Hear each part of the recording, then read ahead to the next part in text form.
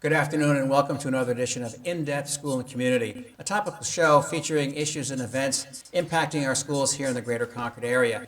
Today is a special show. As all of you have read in the newspapers or seen on television, the country is beset with the whole issue of coronavirus, the COVID-19, and its likely spread throughout the country. We're here to talk about the specifics of that and what do we have in place here in our school system that's going to protect us as much as possible in terms of having to deal with this unfortunate disease. My guests include Matt Cashman, who's sitting across from me, who is our director of our facilities. Welcome, Matt. Thank you. Pleasure to have you. Our special guest is Mr. Jake Leone, who is the Director of Communications for DHHS, which is going to be our lead in terms of what we do, why we do it, and how we do it. Thank you. Good to be here. And thank you and welcome. And lastly, but not least, one of our distinguished principals, Mr. Anthony Blinn, who is the principal of Abbot-Downing, and he's here to give us the position and point of view of the building principals and what they've had to deal with these various issues. But let's start with Jake. Obviously, I think our folks would be most interested in what you have to say. Tell us a little bit about, where is New Hampshire at? What kinds of issues have we had to deal with, and how well equipped do you all feel about being able to deal with this issue? Thank you, Dr. Bass. And no, this is it's certainly been a busy and challenging time for all of us at DHHS for the past, I would say, about 6 weeks. Carefully monitoring the situation that began in Wuhan, China, and certainly has spread around the globe very quickly with some significant hotspots in countries such as Iran, Italy, and South Korea. Obviously, COVID-19, which is the disease caused by the new coronavirus, is present here in the United States and recently has been discovered here in New Hampshire. While there are several hundred cases across the United States, we have thus far identified 4 cases here in New Hampshire. 2 of those cases were identified last week in our state public health lab here in Concord, which sends all positive results to this U.S. Centers for Disease Control and Prevention in Atlanta to run confirmatory testing. The first 2 that were identified last week have been confirmed by the CDC as coronavirus COVID-19 cases. We identified 2 new presumptive positive cases over the weekend and have sent those to the CDC to confirm testing. Once we know it's a positive test in our state public health lab, before we hear back from the CDC, we begin an investigation. In fact, really once somebody is a suspect case, they have exposure, they went to one of the countries where we know coronavirus is active, or have had a close contact with an individual with coronavirus and is experiencing really flu-like symptoms. We know when that happens that person is ready for testing and self-isolation. Yeah, now, it's interesting you say all that because in watching the national news, there's been concern raised about, well, do we have enough testing kits? Do we have enough masks? I know the federal government is trying to work that out, but how about at the state level? How are you guys equipped? So we certainly feel we have what we need for right now, given the pathway here in New Hampshire. We have sufficient capacity to conduct, I'd say, probably 150 more tests in our public health lab. Yeah. I think with the hope and expectation that we'll get additional tests from the CDC, additional supplies from the CDC to continue to conduct testing here in New Hampshire. It takes 24 hours and usually less to run a test here in New Hampshire, which is fantastic, as opposed to sending it to CDC and with about a week's turnaround just to do that. And the good news is that testing companies, including Quest Diagnostics, which is the largest diagnostic testing company in the world, have announced that they are going to conduct coronavirus testing. So that Quest began that today. That would be, rather than through the Department of Health and Human Services in the public health lab, it would be through your healthcare provider. And that's now that it's available commercially, that's great. There's a lot more testing capacity in the state, which is fantastic. Certainly we are seeing a lot of news and understanding it ourselves at the state that there's a shortage of supplies nationwide, things like masks and personal protective equipment, PPE, as well as even hand sanitizer. But I want to interrupt you for a second. Yep. The mask thing, and we've seen a lot on TV about that too, and there's some misconception. So, Anthony says, oh, but Frank, if I have my mask on, I'm going to be all set. It doesn't protect him. No. It's really for the person who has the disease. Yes, yep, and what the mask does is it prevents people who have the disease when worn properly, and these N95 masks do require training. They are complicated and can easily be germs can get on them if not handled properly, thus making them ineffective. Yeah, let me interrupt you for a second again. So what I also saw is they got the mask and they got their fingers up here going like this, with the mask, and so they're just re-spreading. And so what that is, as soon as it has germs on it, it's no longer doing its job. Right. But so when applied effectively by holding it on the strap, individuals who are sick, that will contain the germs within that mask and prevent them from spreading it to other members of the community. And that's really the name of the game with this is preventing germ spread. We know that the virus, coronavirus, transfers from person to person very easily. It can happen within 30 minutes of close contact, which is within 6 feet from somebody who's experiencing, displaying symptoms. And it can even be transferred, it's contagious even at the very beginning of the illness when symptoms are relatively mild. So if you're at home and you're curious what that means for you, if you've ever experienced the flu, before you get the sneezing and the fever and those symptoms, you will experience things like muscle ache. Sure. When you start to feel muscle ache, that means you should start taking it seriously. Be real mindful of staying inside, monitoring your symptoms, and getting in touch with your healthcare provider.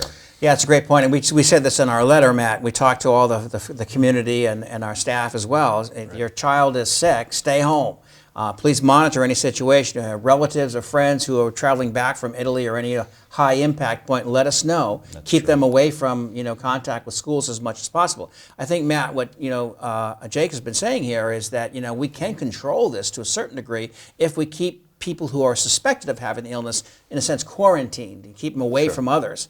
And if we do kind of the things that you're going to talk to us about, that'll also help. So why don't you fill us in? It definitely will, Dr. Bass. We have 2 chemicals that we currently use that are hospital-grade disinfectants, and we use them in a variety of different ways. One could be through a hand sprayer. We have a Victory sprayer, which we can demonstrate a little bit later. It's an electrostatic spray machine, which it positively charges the particles which land and get better surface coverage. And then we're talking with our bus department about getting hand pump sprays and putting this disinfectant in that solution. That's great. So that they can do that, once a day on all the school buses, the handrails, the seats, and all that. Didn't you put up some posters too around the We building? sure did. We sure did. We got some help from CDC and some of your posters. That's right. And through our print center, we were able to get a whole bunch of posters made up. We've distributed them to all the schools. We have them in locations of the bathroom for obvious reasons, encouraging how to wash your hands. We have them in cafeterias, and the beauty of having the print center here is we can make those at any time. Yeah. And Anthony, how about you as building principal? What's been, the general tone, if you will, from folks in the building and your parents too? I think it's been a pretty even tone at this point. We talked about our staff meeting last Thursday. There were 3 pieces of information we thought that staff should just stay consistent with, because when they're talking with families, they want to deliver the same message. So obviously the coordinated communication with the SAU came out, giving direction on what families or even staff members should do. And then we talked with the staff about universal precautions, most notably the hand washing piece, as well as coughing into your elbow. And then obviously we talked about the piece that Matt has been working with the head custodians about some deeper cleaning measures. Sure. So we gave those 3 points of message, 3 messages to the staff at the staff meeting. And then Mrs. Moffat, our school nurse, actually came up with a YouTube video that we put out Sunday night on hand washing. Wow. So that went out to the staff last night, and they're going to integrate that as a proactive measure, as well as putting up the signage and whatnot. So like this time of year, you routinely run across a number of faculty who have colds, flus, and whatnot. So what's been your experience thus far in the midst of this crisis? What are you dealing with in terms of colds and flus and whatnots? I think it's been pretty consistent over the past few months. So we haven't noticed a spike per se in the past couple of weeks. Since this has come out. So it's kind of standard operating procedure. If the kids are not feeling well, they come down to the school nurse and we handle it, as we normally would. How about faculty? No, like I said, it's been a pretty even stream in terms of staff absences and whatnot. So there hasn't been a spike over the past week and a half. It's Great. been pretty steady. So. Excellent. Now, Jake, sir. let's assume now Anthony just told us the story of what's happening in this building. Let's assume that's not the case and we have a suspected possibility of someone who might be carrying the disease. So what's our protocol in terms of how we interact with you? And Yep, no, that's a great question. There's we're at that stage where we're talking a lot. You're going to see public health experts talking a lot about social distancing, which is staying away from large crowds when you're not feeling well, or even if you're in a high-risk population group. Now, kids and schools, for the most part, given the activity in New Hampshire, there is not a significant risk to schools right now. Obviously, certain communities are having more of a presence. Right. But here in Concord, given the lack of specific activity that's been identified, you might hear things about somebody was in, as an example, over the weekends, there was an exposure in a church in West Lebanon. Exactly. So that's somebody who just went to church on Sunday and happened to sit down in a pew next to somebody who found out after that they experienced symptoms that actually was the coronavirus, was COVID-19. What people in that situation really need to do and what schools need to do is when you find out about that, and that individual, we knew about that individual because there is a process. They went to their healthcare provider. The healthcare provider contacts the Department of Health and Human Services, and my colleagues in the Bureau of Infectious Disease Control then immediately begin a contact investigation, determine the individual's symptoms, determine the likelihood whether they were exposed or not, and what they need to do next. And then we start to figure out who else they might have been in contact with, who potentially is exposed. It's a very prescribed process.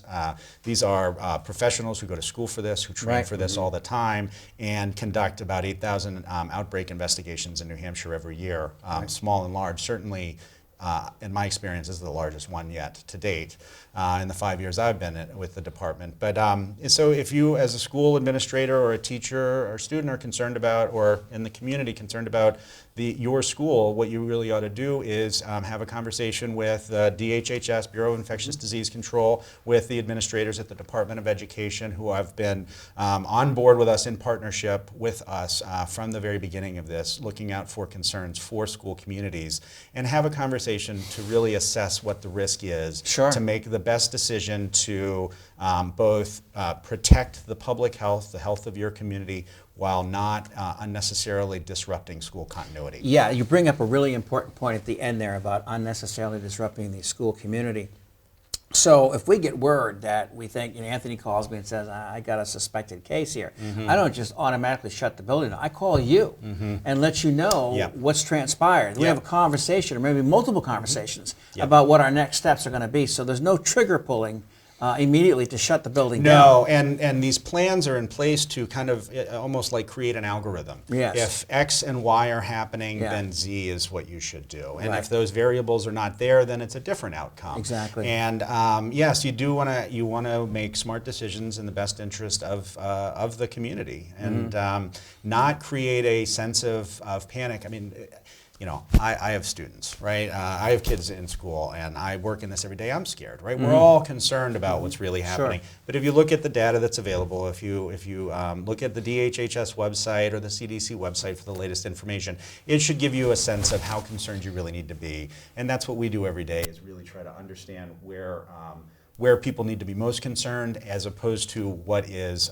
safe to continue with. Yeah, so you seem to be intimating that, if we do our job right, meaning you and Anthony, myself, Matt, everybody, and we sort of police the buildings as best we can, and our community centers and all the various places where people congregate. And if people follow the appropriate directions about, I'm suspecting that something's not right, stay home, as you say, social distance yourself, and kind of stay, in a sense, self-imposed quarantine, we may not have a big outbreak here in New Hampshire. So it really comes down to being a community issue. Yeah, so, and we certainly never ever talk about, we never project what might happen. Yeah. But we talk about what we do now to make it, to limit the spread as much as possible. And taking the steps that we've talked about today is the best thing that all of us can do to limit the spread of this. It is a very contagious virus. It clearly does spread easily. And so really being overly protective, Yes. even more than you normally are Sure. right now, is Yeah. the most important thing that we can do. The back to the hand washing, certainly for school-aged kids, the trick that I think is great is saying happy birthday to yourself twice while washing your hands. And There you go. that's your 20 seconds. Matt, talk to us about some of the magic equipment you've been able to Okay. procure for All us. right, sure. I was hoping you were going to get to that. So we talked about the two chemicals that are Yeah. approved by the CDC. One of them is a diluted amount of disinfectant, and so Right. we use it nightly, and we've been using it all along. It just comes in a mist, and so we have our custodians go through. It's not dangerous. You just sprayed it in front of us. So I assume Yeah, it's no, not dangerous. it's not dangerous at all. It's plus the fact it's diluted, but it's recognized as being a very top-notch disinfectant. Does it kill the bacteria on contact? It does. It Pretty much? That's a tricky question because it does kill the bacteria. Yeah. But depending on what type of bacteria, how long it takes to take full effect. Okay. But it does. This does kill the bacteria. And you're doing this on a regular basis? We have been doing it on a regular basis, And when we say regular, it's like every day. every single day. That's great. Yep. That's And really nights great too. to Don't hear. forget, we have night shifts. Yeah. That's when the bulk of the school really gets clean. Right. But the new product that I wanted to show you, I feel like I'm selling it, but it's an electromagnetic sprayer. So I'm going to give it a try. I won't spray it at anyone. Yeah. But Gats, it's got a You light and can see- everything. Wow. so Holy it cow. charges the particles. I don't know if you can see it on TV, but it Yeah. actually clings. It has a wide range of clinging capabilities. But one of the things we like about it is we can go through the schools at a pretty fast pace yeah. versus just using the squirt bottle. So we have a couple things at our dispense or at our disposal. The hand sanitizers, we swapped those out. They used to be non-alcohol based. Now they're 60%. that's one- that's good. 62% is Right. ours, but they have to be 60% or better alcohol based And that's because, because of its properties to kill the virus. so without the alcohol, it doesn't really kill it. Well, there's some argument on that, but we're following the CDC's It's great. recommendation. Those are We the had guidelines that we have in front of us. We had the non-alcohol based product up, We swapped them up all until out. last week, and we're continually bringing in new. Great. And You lastly, increase the stations. and we did Yeah, we increase did, the yeah. stations, and that's something. It's supply and demand. So as you can imagine, But you know what? The other good thing about this is it's just good hygiene habits. And so, Absolutely. It Anthony, is. all your people are now starting to wash their hands on a more regular basis. They see you doing it, and they go, "Oh, I guess I should do that too." So that's great. Just for, forget about COVID-19. It's just good for a Absolutely. good hygiene. Absolutely. Absolutely. Yep. And then talk to us about the bus, because Terry felt Yeah. like he was missing out, right? he did. So he and I, we even talked today. So Tell the folks who Terry is. Terry Crotty is our director of transportation. He's been with us for about 12 years. Yeah. His heart's in it. He's really the right guy. But he when he heard that I had this piece of equipment, he wanted to get one for every single bus in the district. I don't think our budget would allow that. So we had some good discussions, and so tomorrow we're actually bringing Cleanorama, our cleaning supply house. Right. They're going to come and they're going to install a mixing station so that all this chemical that we're talking about is pre-mixed. So we take the think process out of it. So it goes into the tubes. It could be in hand sprayers, the pump style, because we do have 27 buses and 11 small buses. That's a lot of it's a lot of inventory to get every day. Sure. So we think with these handheld sprayers That's great. and Yeah. the pump sprayers, we can accomplish that. Now, Anthony, I've gotten a few calls and emails from parents saying, "Oh, my uncle just came back from Italy, and my mother-in-law just came from Russia, or whatever." And so, we tell them to monitor the situation and were they close to a high impact and this and that. Have you had any of those phone calls or emails? No, I've not been contacted directly. Wow, that's great. In a way, I mean, obviously, we want our parents to get to us and to let us Absolutely. know when issues are occurring they think might be a concern. But if you're not hearing them, that's also a good sign. No, and I talked with some of the staff today about getting some message out to the families about, some of the information we just talked about today and what I shared with you that I shared with the staff last week. So that's something we'll start working on hopefully in the next day or two, be able to put out and between the posters, the YouTube hand washing video that we found that was great for kids. That's something we actually shared with the families this morning in our daily great. communication. So. Yeah, okay. Now, Jake, questions have come up about the state epidemiologist, Dr. Chan, I presume. What's our relationship with him? Do we need to contact him in any way, or is that? So, and I hope I wrote the number down in my notes, and I think I may not have. Oh, that's too bad.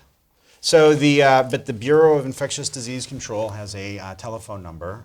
It is on our website very visibly. It's manned now 24 hours a day, 7 days a week. Okay. So if you do have concerns, whether it's Dr. Chan or Beth Daly, who is incident command on this, and the bureau chief for the Bureau of Infectious Disease Control, both experts on this, they have a team of experts working with them who actually, they spend their, days, or as it is now, days and nights on the phone with individuals in the community who are concerned, healthcare providers who have a patient who has concern, school administrators who have concerns about what they should be doing, and organizers of large events. And there is, all we can do is look at the best information available at the time and make the most informed decision possible that protects the public health. But just to be clear, I mean, all the information that Dr. Chan's office knows pretty much, and so calling you or calling Dr. Chan, it really doesn't make that much difference. No. I don't want folks to feel like, if I don't call Dr. Chan's office, I'm not getting the real story. No, if you can call me, and I will tell you as much as I feel comfortable telling you. Right. Telling you as not a medical doctor or necessarily an expert on these things. Right. I've soaked up a lot of knowledge, and I can provide. But we have a team of people who help with this. We were all in the office yesterday. We did a press conference at the Division of Public Health Services, and after the conference ended, we walked down where staff sits, and the entire floor was full. Wow. On a Sunday afternoon, addressing, talking to residents, talking to providers, talking to anyone concerned. They have the latest information. They know how to help you make the right decision. There is a whole team at the Division of Public Health Services who are working around the clock to protect New Hampshire. What about the governor? Where does he fit in all of this? He's been great. He's focused on making sure that we have what we need as far as resources go from Washington. He and our federal delegation have worked very well together in the best interests of New Hampshire. And then what he's doing now is really trying to bring together all the players in the state, whether at the state level or the community level, to make sure that we're all operating off the same playbook, that we all have the same information and making those smart decisions, and no one's surprised. Whether you are a principal administrator of a school, you're the governor, or you work in a regional public health network, information is power. Having the most accurate and up-to-date information possible, having conversations with people who you're working with, communication, collaboration is key. That's how because it requires everybody working together. The governor, and I have to say also our federal delegation have been really great about making sure that everyone in the state is working together. It's time-consuming work. There's a lot of people who really do need to have conversations with us, and so making sure we're all working together is critical. So you sound like you're very comfortable with the communication and coordination that you guys have had thus far. Well, we try. At the end of the day, when you're running around 1,000,000 miles an hour, and when you go fast, you worry about making mistakes. At the end of the day, I try to sit back and reflect on the day that was and how I can improve tomorrow. Sure. And that's what we're doing every day right now. I would say we feel we've done we've worked really hard to communicate as much as possible, to get as much good information out there. Sure. But you can never do it enough. Right. And there can never be enough communication and collaboration. And so, we are always working to improve. One other issue that's come up, Jake, and Anthony and I were talking before the meeting took place here today, and his daughter is involved in athletics here, and so there's a number of state tournaments that will be happening in the next 2 weeks or so. So you got the state basketball tournament, the hockey tournament, and so forth and so on. And so this is a huge gathering of folks. They're going to fill the stadiums, and then you have the two teams from the various schools that they represent. Has that posed an issue for you guys yet? Well, I think we get a little bit beyond my ken at this point. What I would say is, based on where we are right now, what we know about the spread of the virus in our communities in New Hampshire, there is not a sense that we need to do mass cancellation of large events like that. But that's why we keep working at it, is because the situation is constantly evolving. Our communications, our guidance, and our recommendations to communities can very well change. That's really great to hear. I'm so glad you were able to say that. I just got off the phone with our athletic director, who had expressed some concern about this and what are our choices. And I think, as you've rightly pointed out, a little common sense. Nothing has occurred yet that puts us in a position where we feel we have to cancel these events. Obviously, we'll keep our eyes and ears close to the ground to make sure, we don't miss anything. Safety is always our, biggest priority, but this has been great, really. I thank all three of my distinguished guests for talking about this. It is a national issue. It sounds like we have it pretty well, in our hands, if you will, here in New Hampshire. And as you said, Jake, the more communication, the more coordination that we can exercise, the better. And these precautions are extremely important. It sounds silly in some respects, but, washing your hands and saying happy birthday 2 times or whatever 20-second, thing you want to do is really helpful. And as we also said, it's good hygiene. And obviously we want to limit the number of colds and flus, and certainly we want to limit this COVID-19 spread as much as possible. So again, thank you all. I really appreciate your time. Thank you. Dr. Thank you, Bass. Dr. Bass.